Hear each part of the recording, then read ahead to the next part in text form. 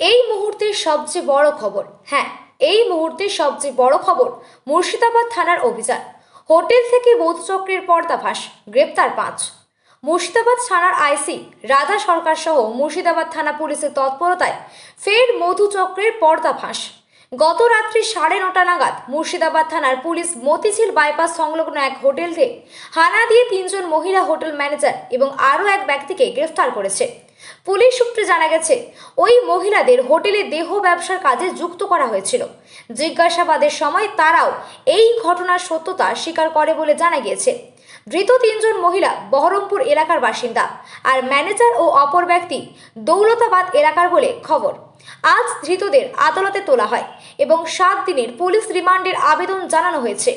এই বিষয়ে press meet করে লালবাগ মহকুমা আরক্ষা আধিকারিক আকুলগড় রাকেশ মহাদেব জানান, মুর্শিদাবাদ থানার এলাকায় দেহ ব্যবসার বিরুদ্ধে পুলিশের অভিযান অব্যাহত থাকবে। এই এলাকায় এটি 25তম সফল অভিযান। ব্যুরো রিপোর্ট, সত্যের সন্ধানে, সংবাদ প্রতিদিন লোকাল নিউজ।